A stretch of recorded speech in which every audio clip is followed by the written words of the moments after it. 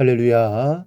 사랑하는 대강의 가족 여러분, 오늘 하루도 하나님의 말씀과 동행하는 삶이 되길 소망합니다. 오늘 함께 나눌 하나님의 말씀은 데살로니가전서 1장 6절 말씀입니다. 또 너희는 많은 환난 가운데서 성령의 기쁨으로 말씀을 받아 우리와 주를 본받는 자가 되었으니. 아멘. 우리는 할 수만 있다면 인생을 사는 동안 어려움이 없었으면 하는 마음을 갖습니다. 그래서 환난을 면하게 해주시기를 기도할 때가 많습니다. 그리고 환난을 당해도 환난이 잘 지나가기를 기도하기도 합니다.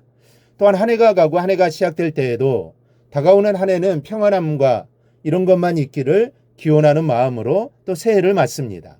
그러나 성경은 우리가 환난 중에도 기뻐해야 한다고 가르쳐 줍니다. 로마서 5장 3절을 보면 다만 이뿐 아니라 우리가 환난 중에도 즐거워하나니. 사실 환난이 올 때 즐거워하는 것은 쉬운 일이 아닙니다. 이 사실 불가능합니다. 그런데 신앙인의 기본 자세는 환난 중에 즐거워하는 것입니다. 이 나라의 경제 사정이 좋지 않아서 다들 울상입니다. 날씨가 맑은 한낮에도 거리가 온통 잿빛인 것처럼 느껴집니다. 사람들의 마음이 어두워졌기 때문입니다. 그러나 하나님의 자녀인 우리들은 이런 나라의 형편을 보는 눈이 달라야 합니다. 무턱대고 미래를 낙관하라는 말이 아닙니다. 나라의 미래는 아무도 장담할 수가 없습니다. 잘 될 수도 있고 또 못 될 수도 있습니다. 하지만 우리의 눈은 하늘로 향해야 합니다. 안 좋은 형편까지도 밝은 마음으로 보아야 하는 것은 그 환난 안에 하나님의 뜻이 담겨져 있음을 보기 때문입니다. 이 본문에서 바울은 환난을 언급합니다. 또 너희는 많은 환난 가운데서 성령의 기쁨으로 말씀을 받아. 먼저 환난 중에 길이 보인다는 말씀입니다. 이 바벨론의 느부갓네살 왕이 신상을 만들어 놓고 그 신상에 절을 하지 않으면 극렬히 타는 풀무에 던져 넣는다고 공포했습니다. 이런 명을 알면서도 다니엘의 세 친구는 우상으로부터 신앙의 지조를 지킵니다. 결국은 잡혀서 풀무불에 던져지는데 살 수 있는 마지막 기회를 주셨음에도 마다하는 세 사람에게 분이 난 느부갓네살은 풀무불을 평소보다 7배나 뜨겁게 하여 세 사람을 던져 넣으라고 명령을 합니다. 그런데 이게 웬일입니까? 세 사람을 집어넣었던 사람들은 풀무의 뜨거움을 견디지 못하고 죽었는데 정작 불 속에 들어간 세 사람은 멀쩡히 불 가운데 서 있는 겁니다. 거기다가 들어간 사람은 세 사람인데 불 속에서는 네 사람이 있는 겁니다. 다니엘 3장 25절입니다. 왕이 또 말하여 이르되 내가 보니 결박되지 아니한 네 사람이 불 가운데서 다니는데 상하지도 아니하였고 그 넷째의 모양은 신들의 아들과 같도다. 하나님의 아들이신 그리스도께서 구원자로 오셔서 그 시간 풀무불 속에 들어간 세 사람을 지켜주고 계셨던 겁니다. 흔히 우리는 하나님께서 우리가 불 속으로 들어가기 전에 구해 주시기를 간구합니다. 그러나 오히려 길은 불 속에 있습니다. 하나님께서는 그들이 불 속에 던져지지 않도록 하시는 것이 아니라 그들을 불 속에서 건져주셨습니다.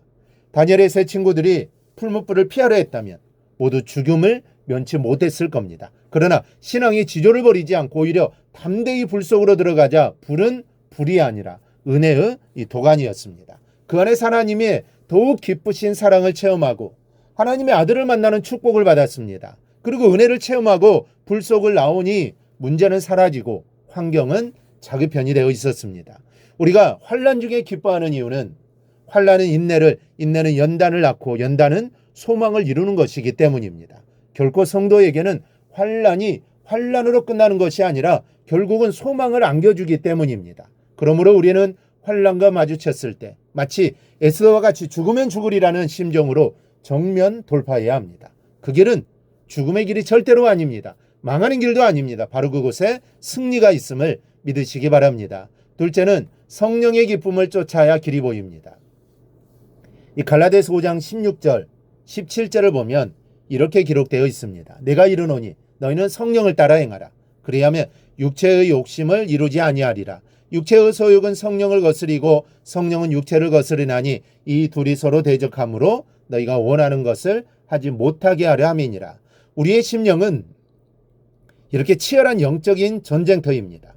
사단은 우리의 육체의 소욕을 잡고 우리로 하나님께서 보여주시는 길로 가지 못하도록 최대한의 방해를 합니다.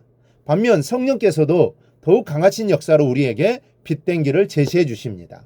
그 가운데서 우리는 성령의 인도하심을 쫓으려고 안간힘을 쓰지만 때론 승리하고 또 때론 실패도 하는 것을 부인할 수 없습니다. 그러면서도 답답한 것은 내 자신이 성령의 인도함을 잘 따르고 있는지 아닌지를 구분하지 못할 때가 많다는 겁니다. 그래서 성령께서는 우리의 순종 여부를 기쁨으로 우리에게 알려주십니다. 내 안에서 말씀하시는 성령의 음성에 순종하면 마음에 깊은 평안이 오고 또 기쁨이 옵니다. 반면 불순종하면 왠지 모르게 불안하고 마음의 기쁨을 잃어버립니다. 그래서 바울은 본문에서 성령의 기쁨으로 말씀을 받으라고 합니다. 여기서 말씀은 복음의 길입니다. 원래는 하나님 나라로 가는 영생의 길을 말하는 것이지만 하나님께서 우리에게 주시는 축복의 길을 의미하기도 합니다. 이 도를 바로 찾아 따라가야 하는 것입니다. 성령의 기쁨을 기준 삼아 한 걸음씩 걷다 보면 어느새 복된 자리에 들어와 있는 날을 발견하게 될 겁니다. 오늘 하루 여러분에게 환난의 자리에서 길을 보는 축복이 성령의 기쁨 가운데 이루어지기를 주님의 이름으로 축원합니다. 오늘 묵상한 말씀을 굳게 잡고 삶으로 실천하며 살아내는 대강의 모든 성도들이 되기를 축복합니다.